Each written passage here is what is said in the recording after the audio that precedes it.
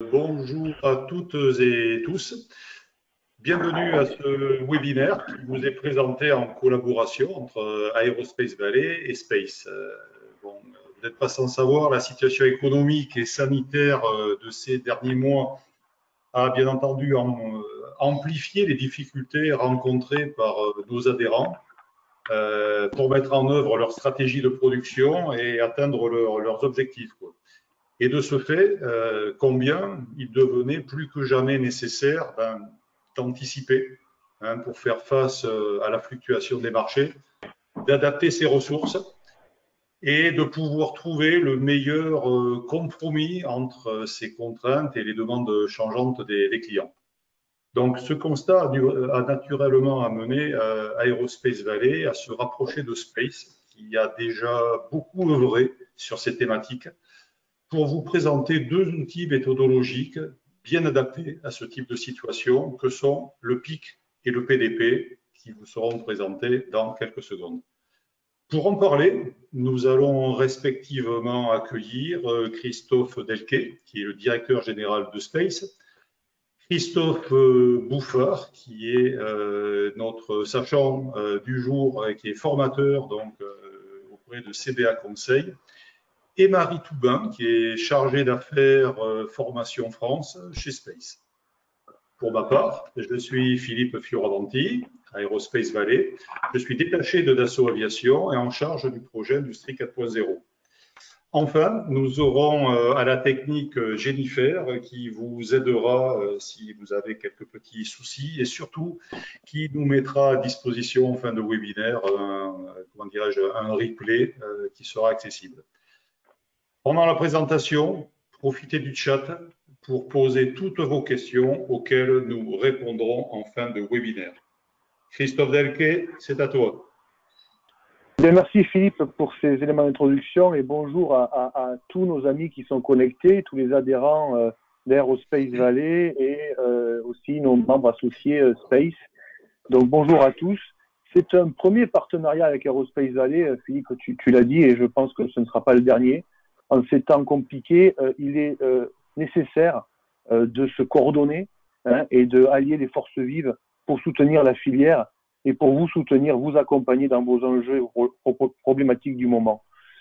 Space œuvre depuis plus de 10 ans sur la mutualisation des forces de la filière pour aider la supply chain. Elle le fait à travers les projets collectifs nationaux et régionaux pour mettre en œuvre tous les outils, toutes les méthodologies que les grands acteurs nous mettent à disposition au sein de Space et nous les adaptons pour vous accompagner depuis plus de 10 ans sur la performance industrielle. Pour la thématique d'aujourd'hui, il nous est apparu dans ces temps où nous sommes dans la brume, dans le brouillard par rapport à la visibilité qui est compliquée, de reparler des processus PIC-PDP adaptés au contexte actuel pour vous aider à vous dimensionner et à faire les meilleurs choix.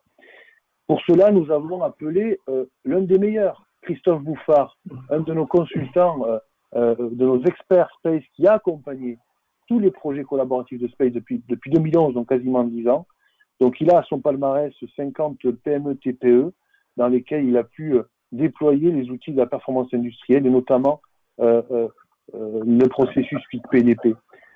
Il est formateur chez nous, donc vous l'aurez compris, c'est un homme de terrain qui connaît bien l'environnement PME-TPE et qui a su, je dirais, adapter la vision du processus PIC-PDP dans le contexte actuel et qui aujourd'hui, au sein de Space Academy, anime cette formation-là adaptée à vos nouveaux enjeux.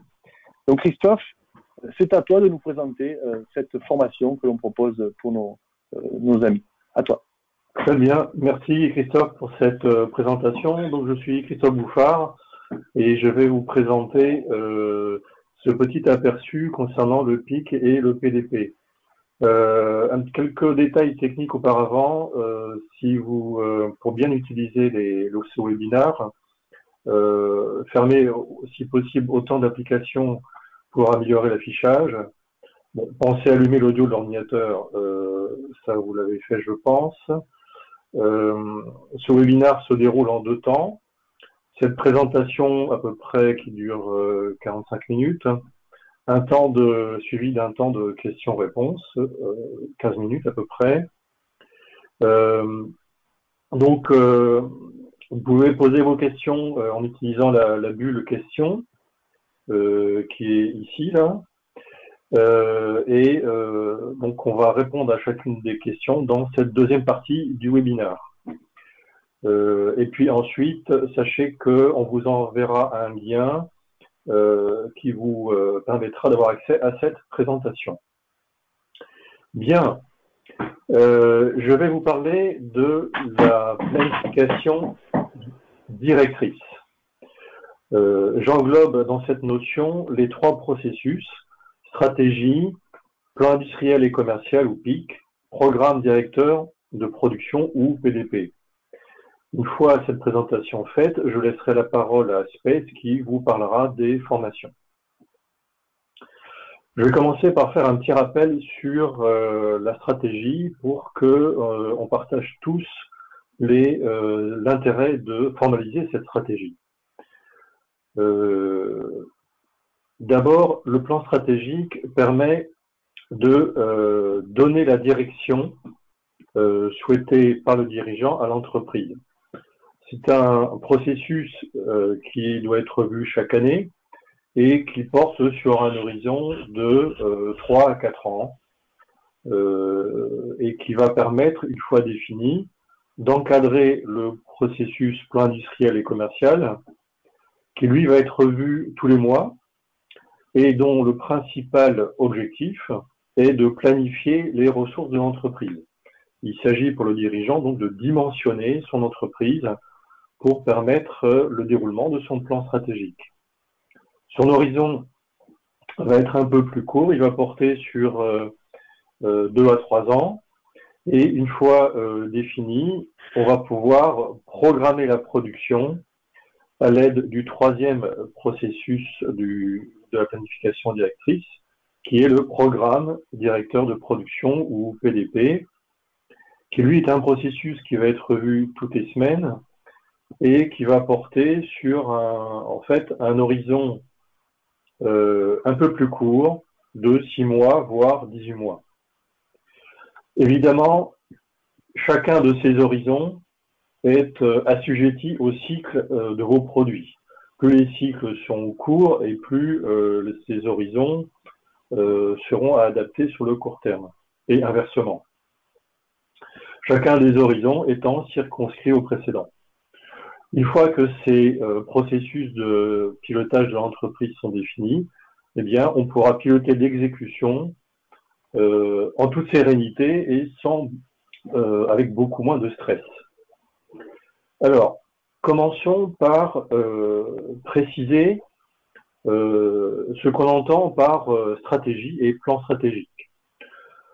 J'ai choisi comme définition l'approche militaire qui est toute simple. La stratégie, c'est l'ensemble des actions coordonnées en vue d'une victoire. Pour une entreprise, en fait, la stratégie va définir la position de votre entreprise par rapport aux acteurs externes à cette entreprise. Donc les actionnaires, les concurrents, les clients, les banques, la bourse, les fournisseurs. Et on va faire un constat, c'est que si la stratégie reste dans la tête du dirigeant, ben, elle ne sert à rien parce que l'enjeu, c'est d'entraîner, une fois que ça a été déterminé, c'est d'entraîner les troupes de l'entreprise. Et on va le faire en 3 étapes pour rendre cette stratégie efficace et applicable par ces troupes-là. La première étape consiste à identifier la segmentation par rapport au secteur d'activité. La deuxième étape consiste à définir des axes et des objectifs stratégiques pour chacun des segments définis précédemment. Puis, en dernière étape, nous préciserons des objectifs opérationnels cohérents avec les objectifs stratégiques et à destination, cette fois-ci, des managers de l'entreprise. Passons en revue rapidement ces 3 étapes-là. La première étape consiste à identifier la segmentation. en détaillant les secteurs d'activité sur lesquels en fait l'entreprise est positionnée ou alors souhaite se positionner.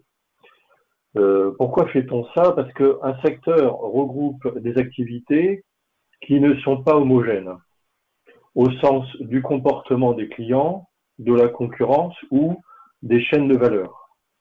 Et la segmentation va permettre, par exemple ici pour le secteur aéronautique, d'identifier deux segments, le segment aménagement de cellules et le segment pièces de structure, qui vont regrouper en fait des marchés sur lesquels on va retrouver cette homogénéité des comportements spécifiques aux clients, à la concurrence et à la chaîne de valeur. Et cette démarche-là va nous permettre de définir l'étape suivante qui va être la définition des axes stratégiques et de nos objectifs. Retenez une chose à ce niveau-là, c'est que le PIC, le plan industriel et commercial, va se connecter à la stratégie via ces segments de marché. Donc il est fondamental que vous ayez déjà fait ce travail auparavant, avant de démarrer un processus PIC. Alors, passons en revue maintenant la deuxième étape d'un plan stratégique, c'est la définition des axes et des objectifs stratégiques, une fois que nous avons défini ces segments. Dans cet exemple, on va s'intéresser au segment numéro 2 des pièces de structure aéronautique et on va identifier trois axes stratégiques à titre d'exemple. Le premier, ça va être de trouver des nouveaux débouchés en termes de marché et de produits grâce à nos savoir-faire pour compenser la baisse du chiffre d'affaires sur ce segment. Donc ça, c'est un axe qui est là, c'est d'actualité. Et cet axe va être concrétisé par un objectif stratégique qui est de trouver 1,5 million de chiffre d'affaires dans les 2 ans qui viennent. Il va être complété par un deuxième axe qui consistera à diminuer le besoin en fonds de roulement avec un objectif stratégique qui est de ramener le ratio BFR sur chiffre d'affaires de 35 à 25% en 3 ans. Alors, c'est un ratio qui est utilisé et qui est symptomatique du taux d'intégration de vos processus.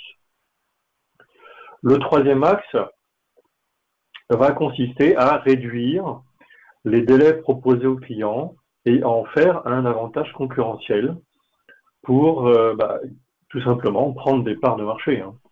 Donc, concrètement, ces objectifs stratégiques vont être de diminuer le délai de 8 à 5 semaines sur les 3 ans qui viennent, évidemment en conservant un OTD de 98% au moins, et il va être complété par un objectif concernant les prix de vente qui devront être maintenus sur les 3 ans qui viennent et qui vont être légitimés par la vente du service qui accompagne la vente des produits.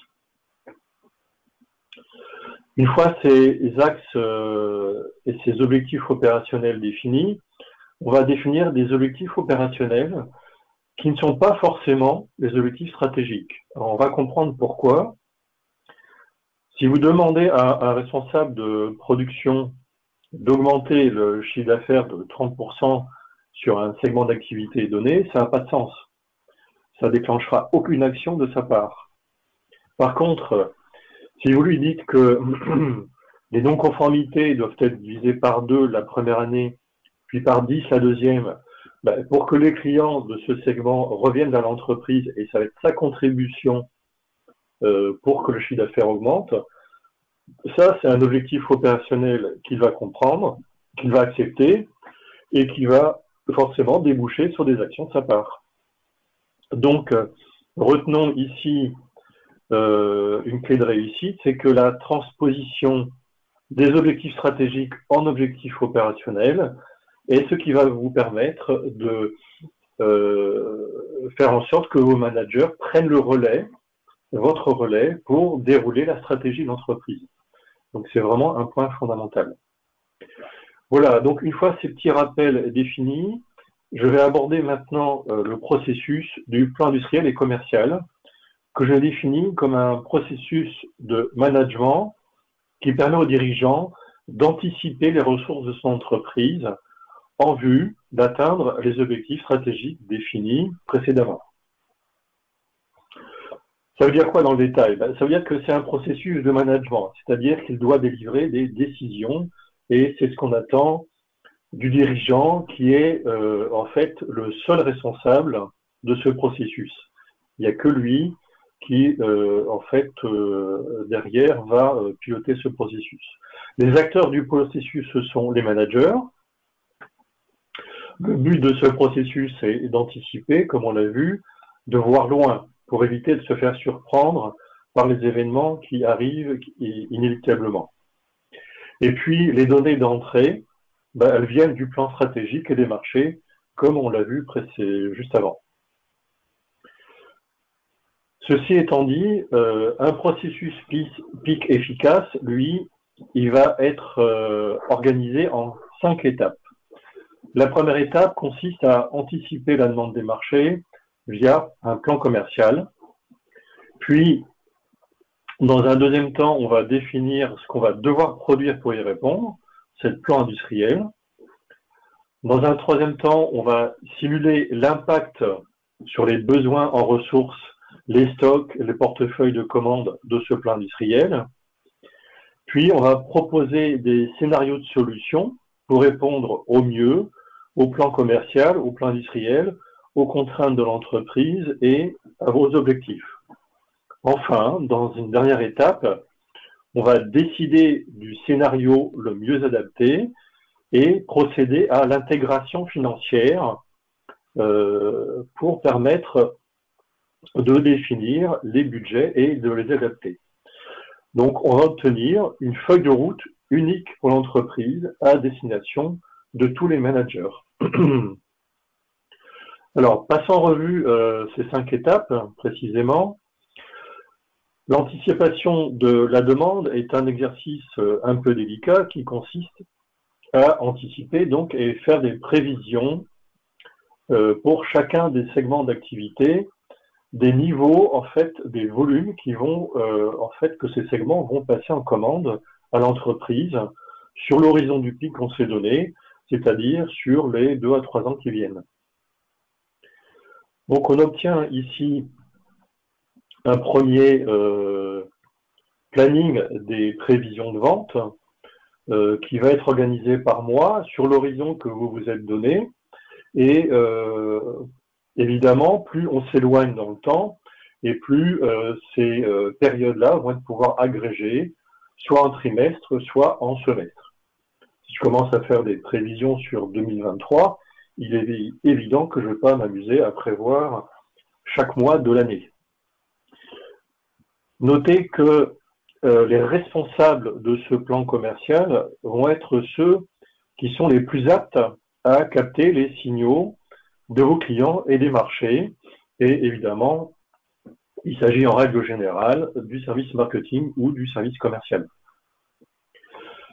Une fois que l'on a en fait cet échéancier, les prévisions de vente, on va pouvoir définir ce qu'on va devoir produire et c'est le plan industriel qui, lui, va commencer à prendre en compte vos contraintes, vos objectifs, tels que les améliorations de vos performances en termes de qualité, d'OTD, de délai, les périodes de congé, vos ressources critiques, les délais nécessaires pour mettre en œuvre les nouvelles capacités, les nouveaux produits.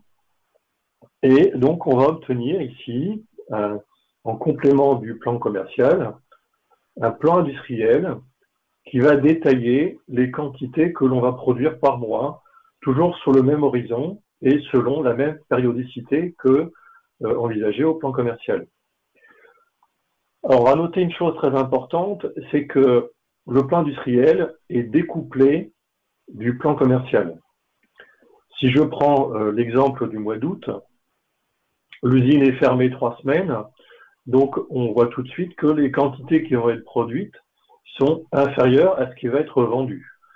Et donc pour éviter des ruptures de livraison, on va prévoir d'anticiper des productions sur les mois de juin et juillet, le mois de mai et de juin, pardon, et constituer des stocks d'anticipation pour ne pas être en rupture à la fin du mois d'août. Donc on voit à travers cet exemple que en fait les données ne sont pas les mêmes, c'est ce qu'on appelle le point de découplage. Une fois ce plan industriel défini donc pour cette famille de produits qui est la pièce de structure aéronautique, et on aura autant de familles qu'il y a de segments d'activité, on va pouvoir simuler l'impact sur les besoins de capacité et commencer à proposer des scénarios de solutions pour résoudre éventuellement les problèmes qui vont apparaître. Comment fait-on? Eh bien, on part des quantités prévues au plan industriel.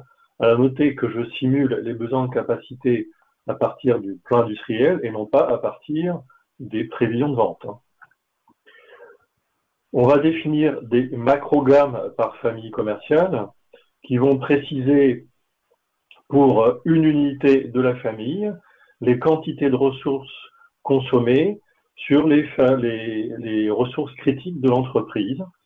Et on le fait pour chacune des familles commerciales qui sont gérées au pic.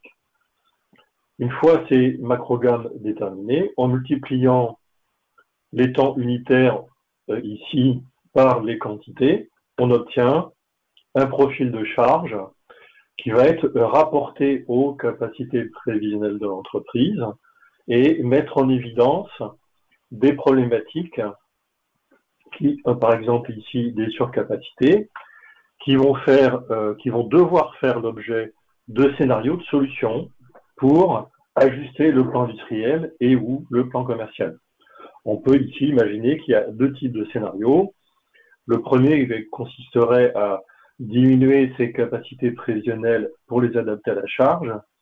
Et le deuxième scénario pourrait consister à trouver des nouveaux débouchés pour utiliser nos savoir-faire et utiliser ces capacités disponibles.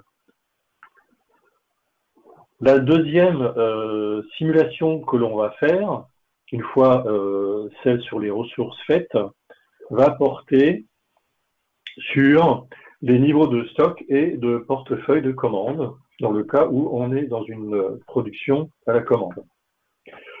Alors, dans cet exemple-là, on voit que, en fait, on a en rouge, en fait, établi un plan industriel prévisionnel pour répondre à une demande commerciale prévisionnelle qui augmente de 20% sur 2 ans. Et si on décalcule les stocks en fin de mois prévisionnel, on s'aperçoit que, eh bien, ce scénario conduit à une rupture de stock au mois d'août. Donc, on va, comme vu précédemment, simuler en fait une augmentation de la production sur les mois précédents le mois d'août pour constituer un stock suffisant à la sortie du mois d'août.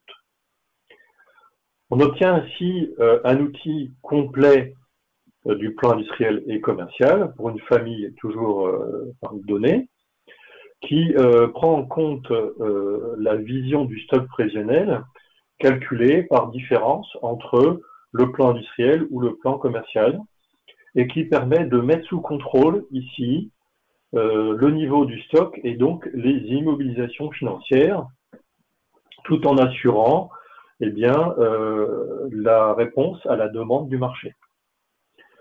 Pour une typologie de production à la commande, on aura la même structure de l'outil, sauf que en partie inférieure, on visualisera le portefeuille de commande prévisionnel à la place du stock et on s'assurera que le délai moyen de livraison de nos commandes reste à hauteur des objectifs du marché. Voilà, une fois ces étapes de simulation définies, on va pouvoir décider du scénario qui va être le mieux adapté à l'entreprise et puis procéder à l'intégration financière qui consiste à valoriser les plans des ventes ici à partir d'une table des macro prix de vente qu'on aura établi par famille commerciale et qui en fait sont les prix moyens de vente des produits de chacune des familles. À noter qu'on peut avoir une stratégie d'augmentation des prix de vente par famille ou pas, en fonction de la situation concurrentielle des marchés de chacun des segments. En valorisant les prix de vente via les plans des ventes via ces prix de vente, on obtient le chiffre d'affaires prévisionnel de l'entreprise et on va procéder de même avec les plans industriels en partant d'une table des macro coûts de revient par famille de produits et on obtiendra ici un budget industriel qui va nous permettre en fait d'établir un budget de fonctionnement. Et puis on complétera cette vision prévisionnelle financière par la valorisation des stocks et des portefeuilles de commandes. Donc notez ici une chose fondamentale, c'est que le budget est issu du plan industriel, il devient dépendant du plan industriel et par voie de conséquence, il devient totalement cohérent avec les niveaux d'activité que l'on a décidés en plan industriel. Et on arrête de chercher les causes d'écart qu'on constate dans un budget qui est déconnecté de ce type de processus. Voilà sur le plan industriel, rapidement passer en revue ces 5 étapes et qui nous conduisent à avoir en fait une vision maîtrisée de la planification à 2 ans de nos activités. Quelques témoignages de 2 entreprises qui sont des PME.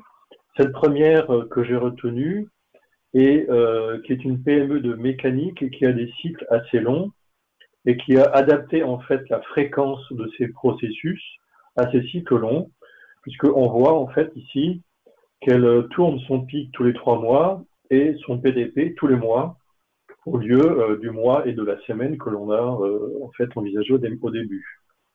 Donc c'est un outil qui est devenu opérationnel chez eux et qui permet d'organiser le dialogue entre le commercial et la production et qui prend en compte évidemment tous les projets des clients.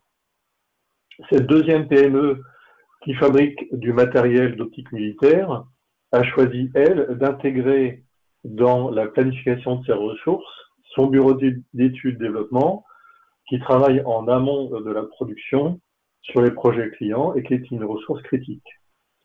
Et ils ont en même temps mis en œuvre l'outil PDP, ce qui leur permet aujourd'hui d'avoir une vision partagée à moyen et court terme, à court, moyen et long terme de l'activité avec tout le management de l'entreprise et qui permet également, à travers les prévisions, de fiabiliser les délais qui sont communiqués à leurs clients.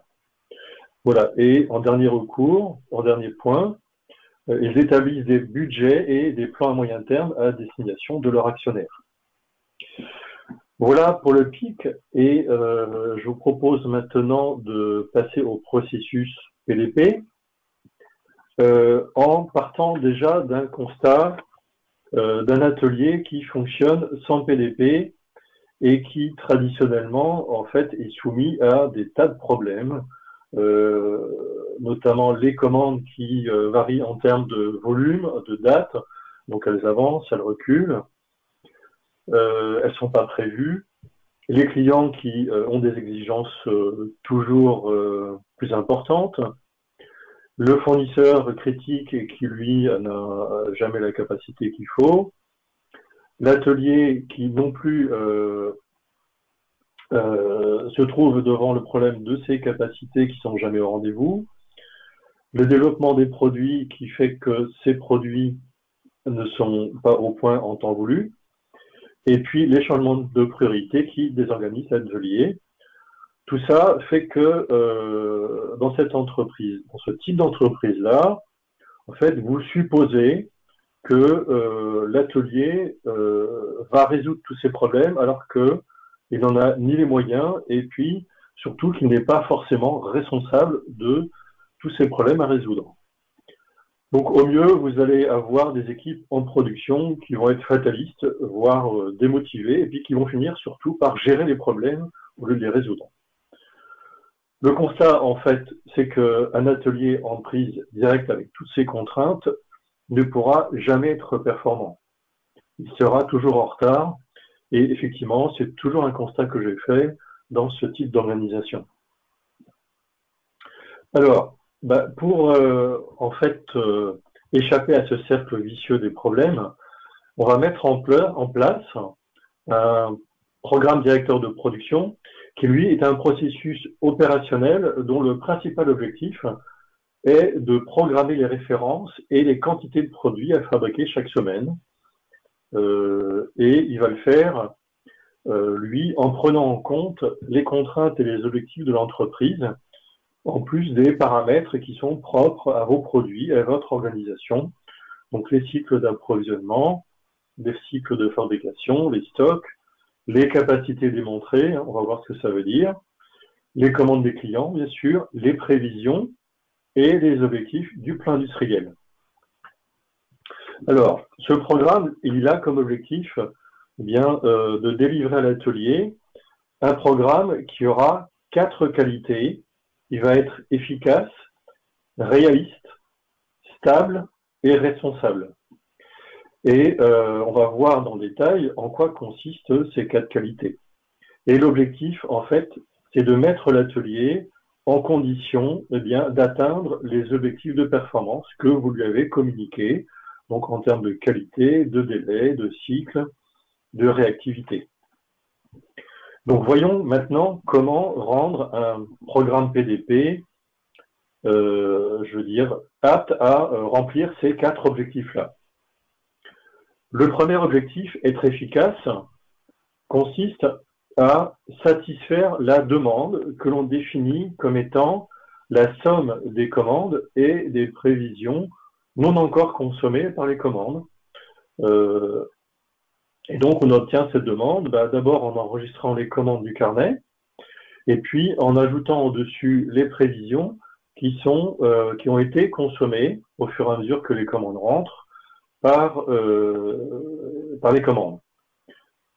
Si je enregistre en semaine 6 7 commandes, eh bien, je vais consommer les prévisions à hauteur de ces 7 commandes et il va m'en rester donc 19 à prendre en commande. J'obtiens ma vision de la demande en faisant la somme semaine par semaine, donc des commandes et des prévisions non consommées. Donc, notez une chose, c'est que les besoins qui sont pris en compte maintenant pour programmer l'atelier, ça va être la demande et non plus seulement les commandes. On obtient également une vision anticipée de ces besoins grâce à la prise en compte des prévisions, chose qu'on n'avait pas faite auparavant. Pour être efficace, une fois que cette demande est définie, on va programmer des ordres PDP, ici, pour couvrir cette demande, tout en calculant semaine après semaine la vision du stock, qu'on appelle stock prévisionnel, pour s'assurer que les ordres PDP permettent de répondre à cette demande-là. Le calcul de stock permet également de contrôler le niveau de stock de manière à répondre aux objectifs de stock de sécurité qu'on s'est fixés et puis, comme je le disais, de s'assurer qu'on n'est pas en rupture de livraison. Voilà, donc on commence à voir cet outil PDP qui se construit et donc on va voir dans le deuxième objectif la manière d'obtenir un PDP qui est réaliste, c'est-à-dire qui va prendre en compte les capacités démontrées de l'atelier. Donc on va procéder un petit peu de la même manière qu'au plan industriel et commercial, c'est-à-dire que l'on va traduire via des macrogrammes les quantités programmées pour obtenir la vision de la charge sur les ressources critiques. Donc, on part des ordres qui sont précédemment calculés au PDP. On va définir des macrogrammes à la référence cette fois-ci, donc qui vont être un peu plus précises que les macrogrammes définis par les familles, sur les familles de produits précédentes. Et on va surtout s'intéresser, comme ici par exemple, aux ressources critiques de l'entreprise, c'est-à-dire la chaudronnerie, pour mettre en évidence un profil de charge rapporté à la capacité, et puis les problématiques ici, par exemple, la surcharge, qui nous conduisent à conclure que le programme que l'on a ici défini dans un premier temps n'est pas réalisable en l'état. Donc, on va ici prendre une décision, c'est surtout ne pas lancer ce premier programme dans l'atelier, et puis, en fait, simuler en fait des nouvelles capacités. Donc, c'est vraiment le rôle du producteur, hein, c'est de tout faire pour passer la production. Et à court terme, en fait, travailler à capacité démontrée, qui consiste à faire le constat que il est trop tard dans la semaine ou les 2 semaines qui viennent pour atteindre un niveau de capacité nécessaire par rapport à la demande initiale et prendre en compte, limiter cette capacité à hauteur de ce que l'on a pu prouver dans les semaines passées, c'est-à-dire qu'on a pu démontrer. Et puis, à plus moyen terme, on va enregistrer une capacité à la hausse en fonction des décisions qui ont été prises dans la semaine courante, et qui vont tenir compte des courbes d'apprentissage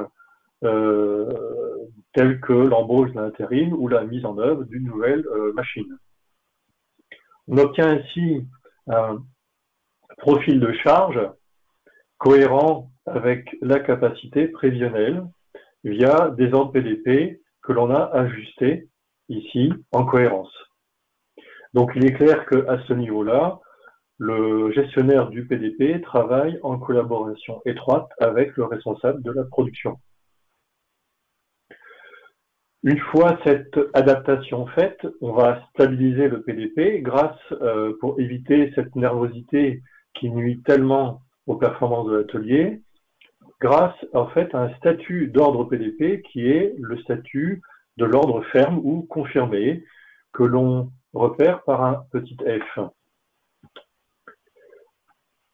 Alors évidemment, comme on a modifié le PDP ici et qu'on l'a confirmé, on fait le constat que via la valeur du stock prévisionnel négatif, que l'atelier ne sera plus en capacité de livrer la demande telle qu'elle a été envisagée au préalable. Notez au passage que la confirmation des ordres PDP permet au gestionnaire de prendre la main sur le système d'information et d'imposer son choix au système. Donc les ordres PDP sont programmés manuellement et ne sont plus calculés en automatique. Comme pourrait le faire par exemple un calcul des besoins, lui qui en fait est un outil, une simple calculatrice automatique. Alors, que fait-on par rapport à cette situation? Le premier constat, c'est que la production a épuisé toutes les solutions pour augmenter sa capacité.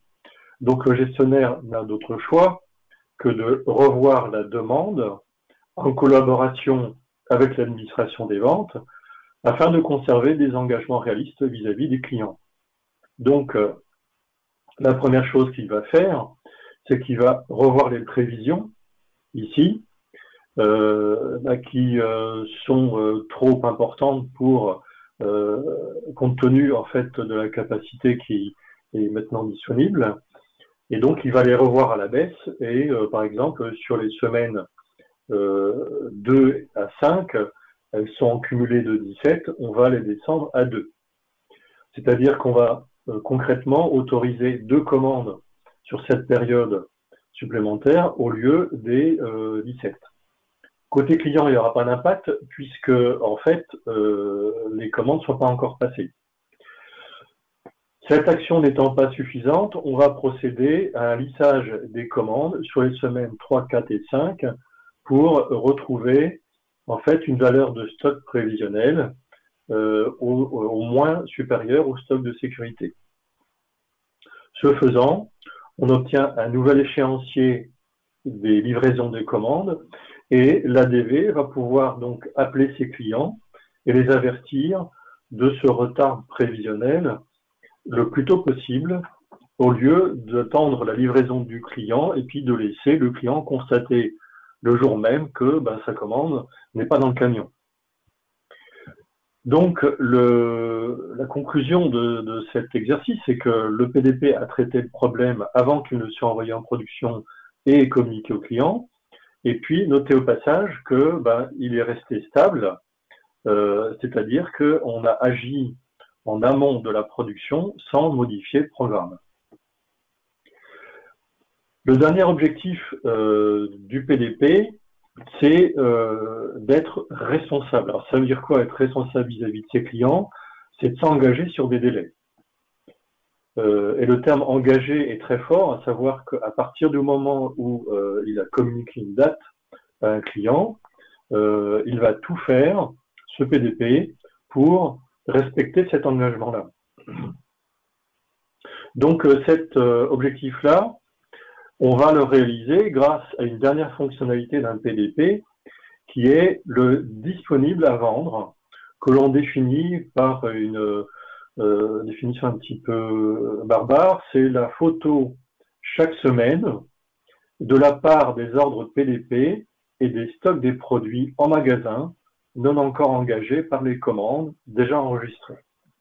Alors, en fait, cette phrase un peu compliquée, dans les faits, elle est toute simple. On enregistre les commandes, on met le PDP en face, ici, et par différence, chaque semaine, on calcule les commandes que l'on pourrait prendre en plus, sans avoir à modifier ni le PDP, ni à mettre en jeu les commandes qui ont déjà été enregistrées. Donc, si un client, par exemple, veut 35 produits P24 le plus tôt possible, eh bien, grâce à cette vision du disponible à vendre, je peux lui proposer une livraison de 7 produits en semaine 5, 23 en semaine 6, et le solde 5 en semaine 7 d'une manière instantanée. Pour autant, en faisant ça, eh bien, je n'ai pas modifié mon PDP.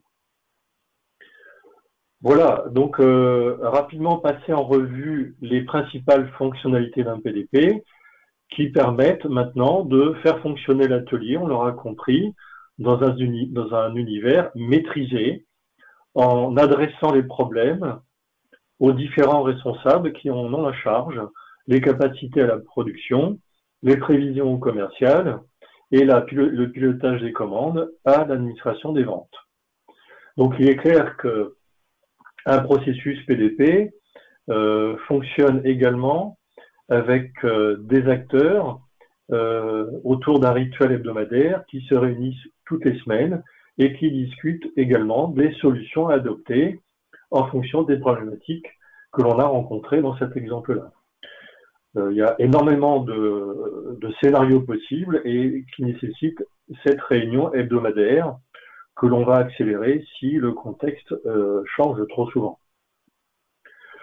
Deux exemples d'outils PDP.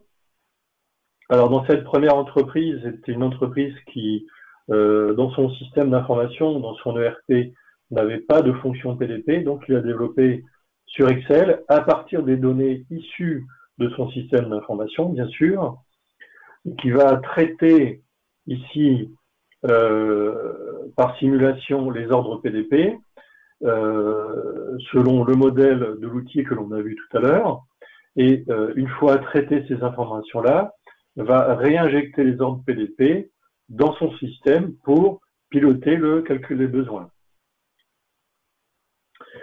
Un deuxième exemple d'une deuxième PME qui a aussi développé un PDP donc avec un applicatif particulier et qui, elle, a choisi d'intégrer en partie haute de son outil le calcul de charge, ce qui permet au gestionnaire, quand il a en fait modifié un ordre PDP, de voir tout de suite l'impact sur les capacités et sur la charge sur ses ressources critiques. Voilà donc deux exemples de PDP et passer en revue ce deuxième processus PDP. Pour conclure, dans un contexte incertain comme c'est le nôtre hélas aujourd'hui, on va essayer de rendre cette planification directrice agile. Alors, ça veut dire quoi? Ça veut dire qu'on va actionner trois leviers. On va réduire les horizons de fonctionnement. Au niveau stratégique, on va en fait passer à un horizon de 2 ans, voire 1 an si nécessaire. Au niveau plan industriel, on va évidemment passer à un an et demi. Et sur le PDP, on va passer à un horizon de 6 mois. Le deuxième levier va consister à augmenter la fréquence des processus. Pour le plan stratégique, si nécessaire, on va le revoir 2 fois par an. Pour le PIC, 2 fois par mois. Et pour le PDP, 2 fois par semaine, si ce n'est tous les jours.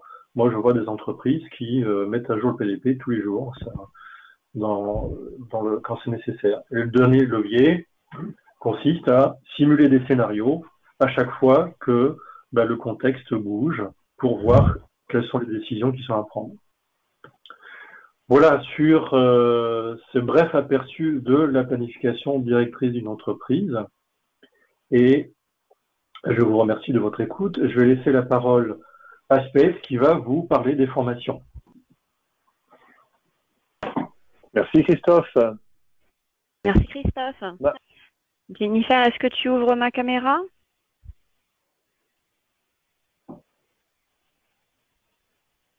Bon, on va commencer comme ça. Christophe Bouvard, est-ce que tu peux maintenir l'affichage en plein écran, s'il te plaît? Oui, tout à fait. Ok, ça y est, je crois que tout le monde me voit. Bonjour à tous. Voilà. Super, merci. Merci Christophe. Donc, je suis Marie Toubin, la chargée d'affaires formation chez Space Aero. Voilà, on a décidé de mettre en place ce webinaire effectivement pour vous donner des points d'éclairage sur le PIC et PDP et sur ces processus dans les temps qui courent. Et pour appuyer cette démarche, ce que l'on vous propose chez Space et en partenariat avec Aerospace Valley, c'est de suivre des formations. Donc, on vous propose 2 possibilités pour les formations PIC et PDP, d'une part sur Toulouse, d'autre part en classe virtuelle. Pour les formations en présentiel, un petit point très important, ce sont les restrictions liées au contexte Covid qui font que dans nos locaux, nous accueillons jusqu'à 8 participants maximum afin de respecter tous les gestes barrières, 8 personnes maximum, plus Christophe Bouffard, qui, vous l'aurez compris, est notre formateur sur ces thématiques-là. Donc, vous avez 2 possibilités de dates sur Toulouse. Le 28 novembre pour le PIC, une journée. Il s'ensuit d'une formation de 2 jours pour le PDP que nous vous proposons les 16 et 17 décembre. Cette formation-là, elle a lieu chez Space à Blagnac. Autre possibilité, si vous n'êtes pas en mesure de vous déplacer ou si les restrictions ne vous le permettent pas, vous pouvez suivre nos formations en classe virtuelle. Le PIC, les 23 et 24 novembre matin, nous l'avons divisé en 2 demi-journées, de sorte à ce que ce soit un petit peu plus digeste, n'est-ce pas? Et il s'en suivra d'une formation PDP sur 2 jours consécutifs, les 9 et 10 décembre. En classe virtuelle toujours, à titre d'information, nous utilisons l'outil Zoom pour nos classes virtuelles, qui est un outil très répandu, qui fonctionne très bien. Christophe, est-ce que je peux te demander de passer à la slide suivante, s'il te plaît? Ouais. Merci. Bon, alors, avec Philippe Fioravanti, voilà ce que nous avons décidé. Pour ces actions de formation, les tarifs classiques non membres ne sont pas appliqués. L'audience aujourd'hui est constituée de membres Space et de membres Aerospace Valley. Vous bénéficiez tous de tarifs préférentiels.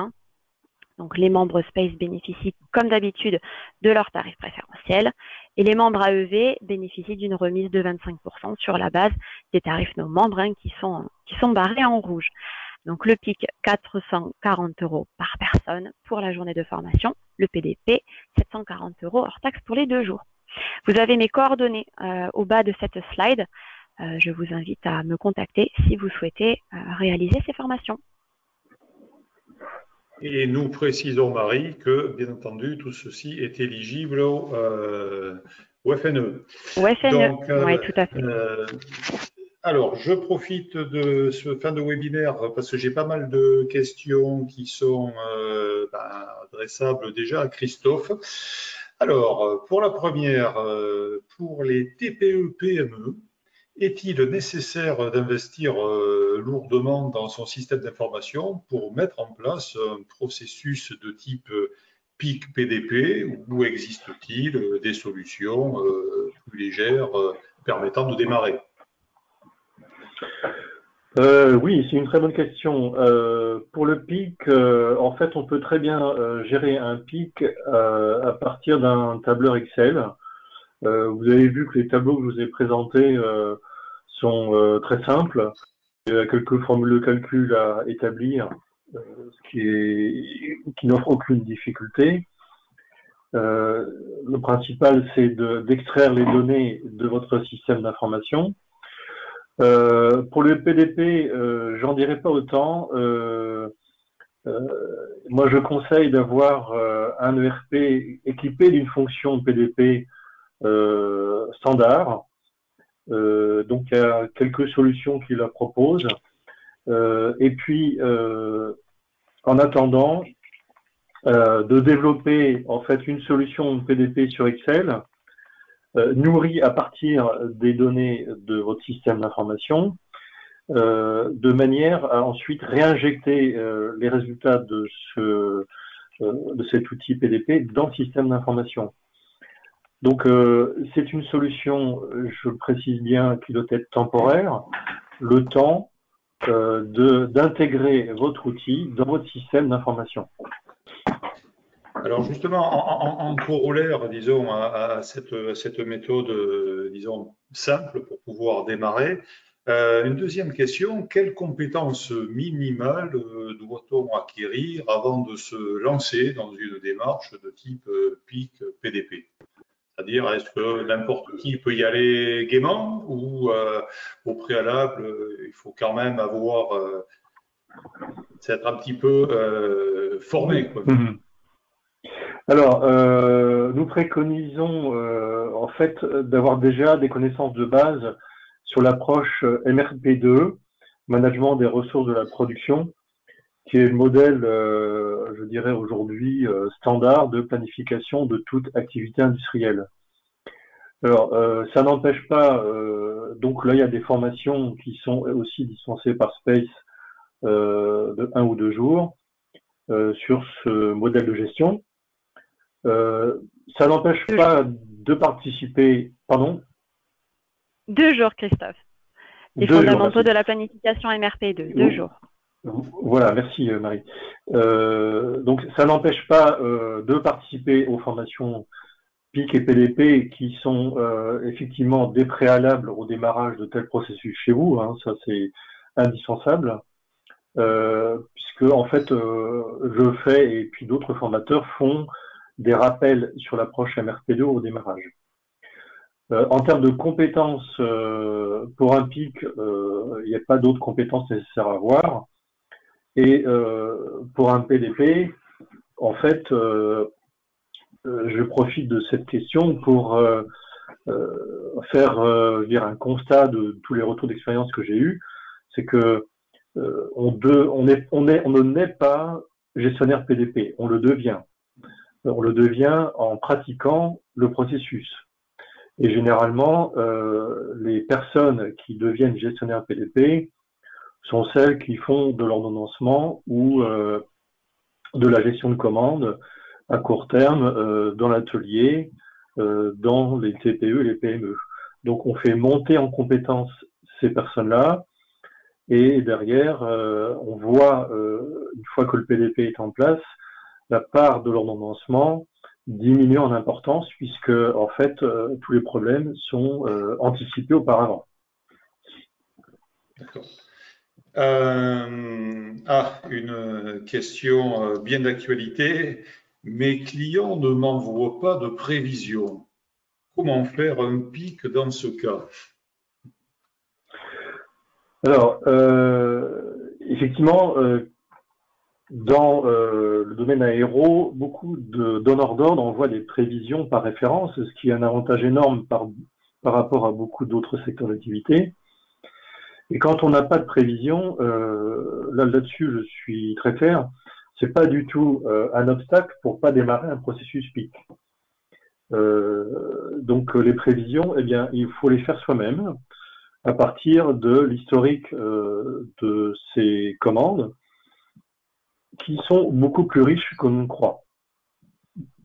Donc il y a plein d'approches mathématiques et statistiques pour extrapoler à partir du passé des prévisions, sachant que en fait le processus PIC il est organisé pour minimiser les risques que l'on prend par rapport à ces prévisions que l'on va faire.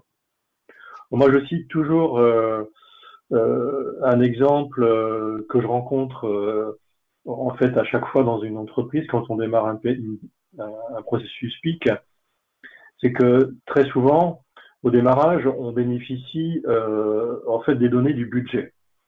Alors on construit le PIC à partir dans un premier temps des quantités qu'on a prévues au budget. Bon, vous savez tous que le budget il devient faux le 1er janvier au soir, quand on démarre son exercice 1er janvier, alors que le PIC, lui, on va le revoir tous les mois. Et c'est justement là l'objectif de ce processus-là, de ce rituel mensuel, c'est que en fait, on va se tromper pendant un mois, alors que dans un budget, on va se tromper, on peut penser qu'on va se tromper peut-être pendant 6 mois. Donc, il y a plein de pare-feux, de précautions qui sont prises pour en fait contrôler cet exercice de prévision qui est délicat et qui, je conçois, en fait, conduit à prendre des décisions à partir de données qui sont plus ou moins vraies. Mais en contrôlant effectivement la mise à jour des prévisions tous les mois, en contrôlant la fiabilité, la stabilité des prévisions, on peut en fait maîtriser ce processus-là. Merci Christophe. Allez, on s'accorde encore quelques questions. Je n'ai pas le temps de gérer un processus PIC. Donc ça, c'est un dirigeant de petite entreprise qui parle. Puis-je déléguer la réunion PIC à mon responsable de la planification? Je ne le conseille pas du tout. Si vous faites ça, ça veut dire que la réunion, je vais prendre le contre-pied, hein, si vous faites ça, c'est que la réunion va devenir une réunion de production. La réunion PIC, il faut bien comprendre qu'elle engage des décisions au niveau du dirigeant parce que elle implique les ressources financières de l'entreprise, puisqu'il s'agit de décider de construire un nouvel atelier, il s'agit d'embaucher des personnes. Je me place dans un contexte positif, on va dire. A contrario, quand on est dans un contexte de diminution de l'activité, il s'agit de mettre à niveau les effectifs. Donc ça, c'est pas quelque chose qu'un responsable production peut prendre comme décision.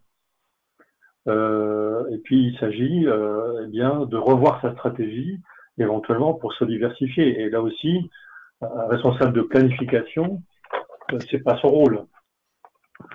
Donc, je maintiens qu'un processus PIC, il doit être piloté par le dirigeant.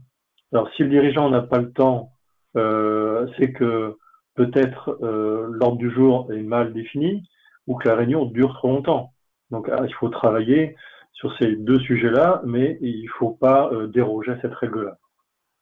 Effectivement, oui, il est clair qu'un dirigeant a pour mission de diriger, et ça ne se substitue pas. Allez, on s'accorde une dernière question. J'ai plusieurs milliers de références de produits finis. Faut-il que je les gère toutes au PDP? Oui, alors ça c'est une bonne question. La volumétrie, effectivement, du nombre de références est un sujet qui apparaît souvent dans les formations. Sachez qu'un PDP, on peut gérer plusieurs milliers de références et il y a des techniques qui permettent en fait de raisonner en approche générique. Et donc on va dans ce cas-là diminuer ce nombre de références en constituant des nomenclatures de planification qui vont apporter les mêmes bénéfices que la gestion des références en elles-mêmes. Donc, on va diminuer la volumétrie. Mais moi, j'ai comme ordre d'idée qu'un gestionnaire PDP peut gérer à lui tout seul ou elle toute seule entre 1500 et 2000 références chaque année. Alors évidemment, pas tout de suite, mais avec de l'entraînement, et en travaillant avec des processus organisés, ça pose pas de problème. Bien, bah, écoutez, comme toute belle chose a une fin, merci Christophe Delquet, merci Christophe Bouffard, merci Marie, merci la régie, merci surtout à vous tous d'avoir participé aussi nombreux et d'être restés connectés malgré la faim qui vous tenaille, il est midi passé de 2 minutes. Le mois de novembre sera également riche en actualités, donc pensez à nous rejoindre sur nos webinaires. Le 18 novembre avec les facteurs humains comme levier de réussite de la transformation numérique dans les usines. Le 24 novembre, nous switcherons en période où nous cherchons à nous diversifier comment passer du smart hôpital à l'industrie 4.0 avec la géolocalisation indoor par l'usage. À très vite également avec Space, où nous espérons vous retrouver nombreux, disons, aux formations que Marie nous a concoctées tant en présentiel qu'en mode plus numérique. À très vite. Portez-vous bien, prenez soin de vous et à bientôt pour de prochaines aventures. Merci Philippe. Au revoir. Merci à tous. Au revoir. Au revoir à tous. Merci, au revoir.